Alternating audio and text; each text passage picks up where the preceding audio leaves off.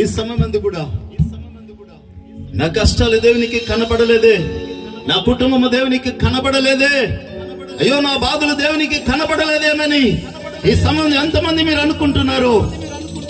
ఆయన సమీపానికి మాత్రం దేవుడు కాదు, దూరానికి దేవుడు.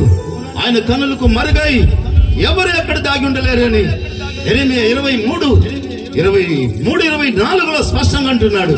నీ బాధ ఏమిటో ఆయన ఎరుగు, నీ కష్టం ఏమిటో ఆయన ఎరుగు. ఈ సౌందర్య విడుదలతో దేవుని స్తుతించేది నేర్చుకో, మౌనంగా ఉండొద్దు. దేవుని ఆత్మ మన మధ్య చెల్లిస్తుంటున్నాడు.